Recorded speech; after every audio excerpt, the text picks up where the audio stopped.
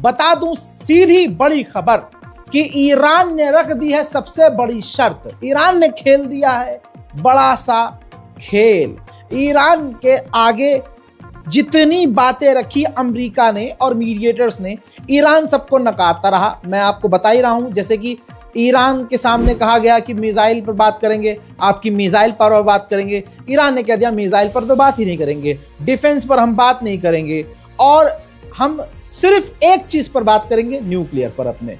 ठीक है, यूरेनियम हम किसी को देंगे नहीं, यूरेनियम हम कम करेंगे नहीं। लेकिन अब जब सारा बवाल मच गया तो ईरान ने कहा कि ठीक है, हम अपना यूरेनियम कम करने को राजी हैं।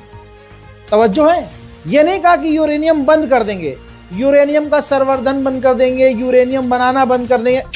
ईरान ने कहा कि यूरेनियम थोड़ा सा कम कर देंगे, लेकिन उसके बदले अमेरिका को ईरान पर, हम पर लगी हुई सारी पाबंदियां हटानी होगी।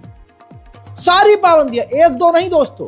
तो इससे आप समझ सकते हैं कि अब मामला और गर्मा गया है। अमेरिका बौखला गया है क्योंकि उसकी एक भी नहीं चल रही है। इसका मतलब यह भी है क्योंकि डोनाल्ड ट्रंप के नाक पर बात आ चुकी है, तो जैसे ऐसे या वैसे ट्रंप ईरान पर हमला जरूर करेगा, ऐसा एक्सपर्ट ऑलरेडी बोल चुके हैं। उधर ईरान के अंदर बहुत कुछ चल रहा है, अंदर भी बहुत उथल पुथल है। ईरान ने, आपके सामने ये तीन बड़े नेता हैं, ईरान ने अपने विपक्ष की पार्टी के तीन बड़े नेताओं को, डिप्लोमेट्स जो फॉर्मर डिप्लोमेट्स रह चुके हैं, उनको गिरफ्तार किया है। जैसे मोहसिन है, मोहसिन अमीनजादे, फिर एक्स लॉ मेकर हैं इब्राहिम, और इसके अलावा कई और लोग भी हैं जो विपक्ष की पार्टी के हैं। ईरान ने उन्हें गिरफ्तार कर लिया है। दोस्तों, ये बात क्लियर है कि ईरान किसी भी हालत में रुका नहीं है और न झुका है। अब यही बात सटीकता से ईरान के अखबार ने लिखी है।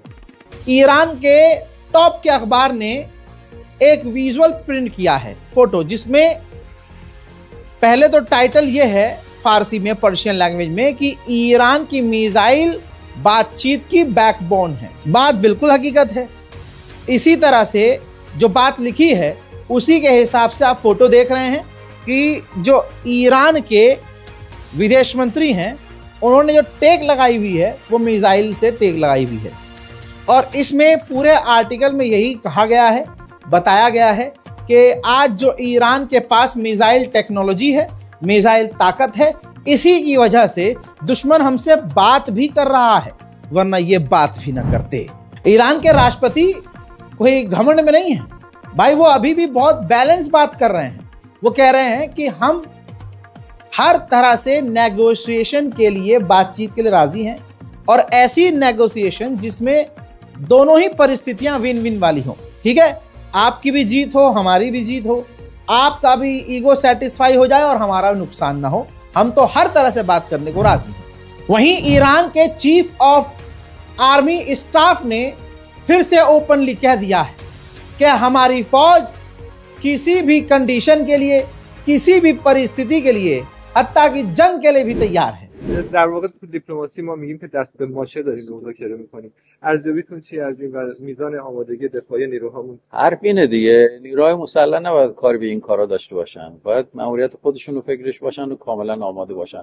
خصوص با این دشمنی که ما داریم که ساعت 8 یه چیزی میگه، ساعت 8 و 2 دقیقه یه حرف دیگه میزنه. نتانیاهو ادعا کرده بود که موضوع موشکی هم باید وارد مذاکرات بشه. با وجود نتانیاهو تو منطقه موضوع موشکی قابل مذاکره است. حرف زیادی زده، شما خودتون ترجمه. हजरात, पूरी ताकत झोंकने के बाद भी अमेरिका को अपनी ताकत पर यकीन नहीं है।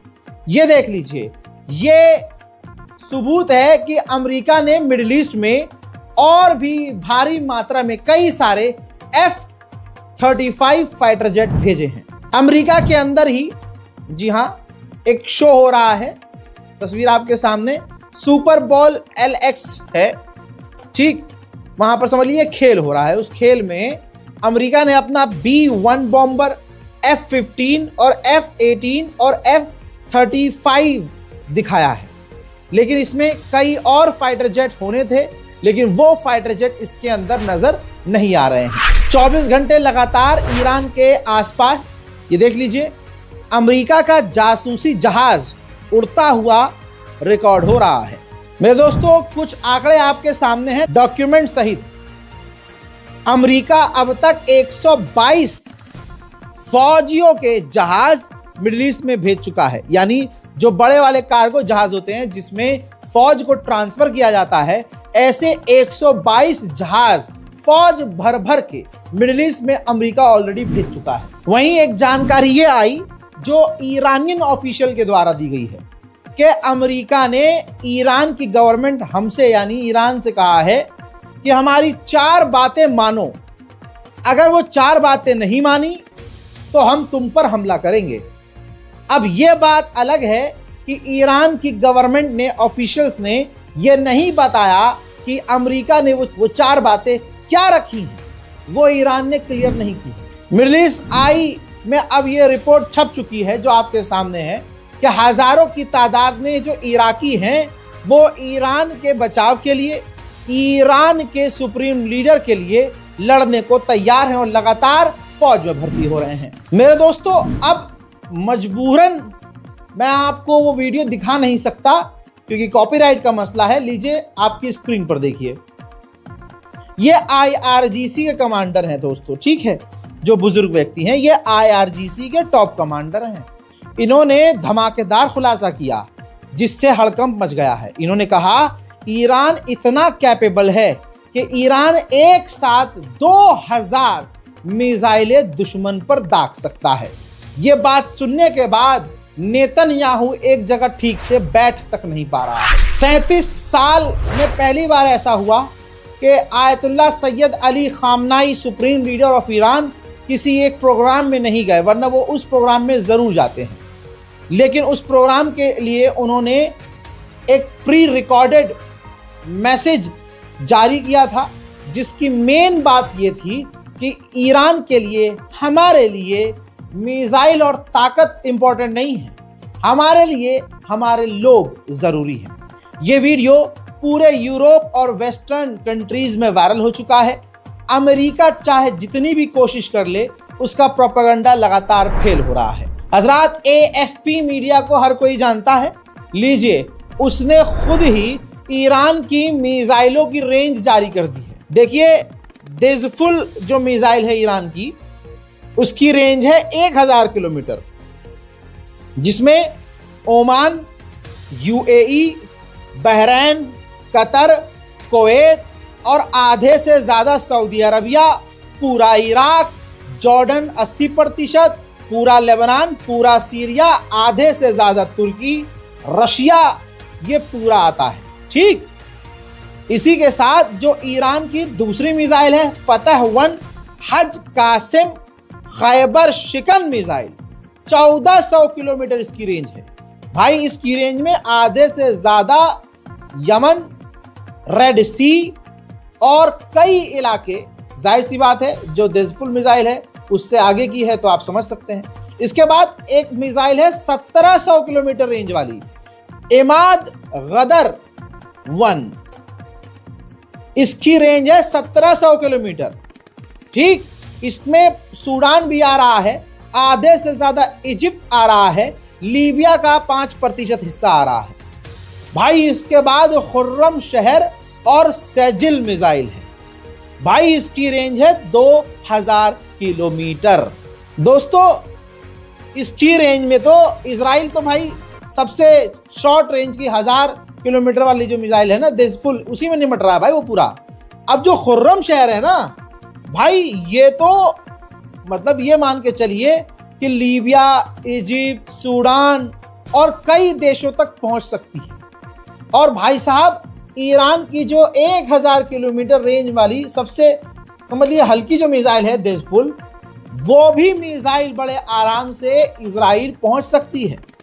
और भाई, जो इमदाद गदर 1 मिसाइल है 1700 किलोमीटर, उसकी रेंज में इजराइल क्या भाई साहब, इजराइल के ऊपर नीचे तुर्की, इधर उधर जो देश आते हैं वो सब के सब लपेटे में आ रहे हैं। यही वजह है कि इजराइल ईरान की मिसाइलों से खौफ खा रहा है। ईरान से जब अमेरिका और इजराइल जीत नहीं पाते हैं, जब ये लाल हो जाते हैं जलील होके, तो ये कोशिश करते हैं कि धोखे से ईरान के वैज्ञानिकों को, ईरान के कमांडरों को कत्ल किया जाए। हज़रात, तस्वीर आपके सामने, एक ईरानियन ऑफिशियल की गाड़ी के ऊपर अटैक करवाया गया, यानी एक असैसिनेशन दोबारा से करवाने की कोशिश की गई। और इसी के साथ समझ में आ रहा है कि अमेरिका और इजराइल बौखलाए हुए कितना है। मैं हर रिपोर्ट में ये बार बार बोल रहा हूं कि अमेरिका ने जितनी बड़ी ताकत ईरान के खिलाफ तैनात की है अपने इतिहास में, इतनी नौसेना, इतनी सेना, इतने हथियार किसी के लिए अमेरिका ने तैनात नहीं किए। लगातार तैनाती हो रही है। अब लीजिए तस्वीर आपके सामने, सैटेलाइट इमेज है डियागो गार्सिया के अंदर। अब अमेरिका ने अपना परमाणु सबमरीन भी तैनात कर दी है। लीजिए अब क्या बचा, अमेरिका ने अपने परमाणु सबमरीन भी डियागो गार्सिया में ईरान के खिलाफ तैनात कर दिया है। कुछ बचा अब? परमाणु ताकत हवा, जमीन, समुंदर, हर जगह अमेरिका ने एक ईरान के खिलाफ तैनात। वहीं अमेरिकी फौज ने समुद्री इलाके में एक टैंकर को सीज किया। पता चला ये ईरान का टैंकर है। तस्वीर आपके सामने। रिपोर्ट के अनुसार क्योंकि ईरान पर बैन लगा है, ईरान तेल नहीं बेच सकता, ऐसे में ईरान के इलाके से ईरान का एक टैंकर निकला जिसे आधे रास्ते में ही अमेरिकी फौज ने सीज कर लिया। उधर अमेरिका का डिफेंस मिनिस्टर जहर उगल रहा है। आप ये सोच लिए कितने बेगैरत और कौम के वो सबसे बड़े गद्दार होंगे जो अभी भी शिया सुन्नी कर रहे होंगे, क्योंकि दुश्मन भी वही कर रहा है। अमेरिका के डिफेंस मिनिस्टर ने कहा कि ईरान को परमाणु नहीं मिलना चाहिए किसी भी हालत में, क्योंकि कट्टरवादियों को, कट्टर को अगर परमाणु मिल जाए तो यह हमारे लिए खतरा है। ईरान को परमाणु ना मिले यह हमारे लिए रेड लाइन है। ईरान को परमाणु मिलना हमारे लिए, दुनिया के लिए बड़ा खतरा है, चाहे शिया हो या सुन्नी। वहीं यूरोपियन मीडिया दावा कर रहा है कि प्रदर्शन जो ईरान में हुए हैं उन प्रदर्शन में 500 ईरानियन ऑफिशियल मारे गए हैं। उधर इजराइल का टीवी टारगेट लिस्ट दिखा रहा है। ये देखिए, ईरान के कुछ मौलाना हैं, IRGC कमांडर हैं, कुछ ऑफिशियल हैं। दोस्तों, उनको टारगेट दिखाया है, यानी इजराइल ने दिखाया कि कौन कौन ईरानियन ऑफिशियल हमारे टारगेट पर है। ईरान वक्त की गहराई को समझ रहा है कि मामला कितना संगीन है। सैटेलाइट इमेज है ईरान की है, जिसमें नजर आ रहा है कि ईरान ने अपने डिफेंस सिस्टम और रडार तैनात किए हुए हैं। उधर अमेरिका ने अपने तमाम अमेरिकी नागरिकों को जो समुद्र में ट्रैवल कर रहे हैं एक जगह से दूसरी जगह, या समझ लीजिए अमेरिकी मछुआरे हैं या फिर अमेरिका के समुद्री जहाज हैं, उन सबको वार्निंग दी है कि मेहरबानी करके अपनी जान बचाइए और ईरान के समुद्री इलाके से दूर रहिए। IRGC के ऑफिशियल ने भाई साहब नींद उड़ा दी है अमेरिका की। उन्होंने ताज़ा बयान में कहा है कि अगर अमेरिका ने हम पर हमला किया तो हम आई फॉर आई नहीं खेलेंगे, बल्कि हम डिफेंस से ऑफेंसिव मोड में आएंगे और उनसे ज़्यादा खतरनाक बड़ा हमला करेंगे और अमेरिका के तमाम बेस को उड़ाएंगे। ما در پاسخ به تجاوز احتمالی دنبال این نیستیم که العین بالعین انجام بدیم. ما وقت گستره بحث ما راجع به یک نیروی مهاجمی است که در منطقه داره فساد میکنه. بحث ما از حالت شکل تدافعی به شکل تهاجمی و तो दोस्तों एक बात क्लियर है, अभी तक इतना कुछ हो गया। ईरान अपनी बात पर अड़ा हुआ है, अमेरिका रोज झंड हो रहा है और ईरान के अंदर कोई डर नजर नहीं आ रहा है। ईरान के और अमेरिका के और इजराइल के बीच जो ये चल रहा है, इस पर आपकी क्या राय है वो बेहद जरूरी है। कमेंट सेक्शन में लिखिए, इस वीडियो को शेयर कीजिए।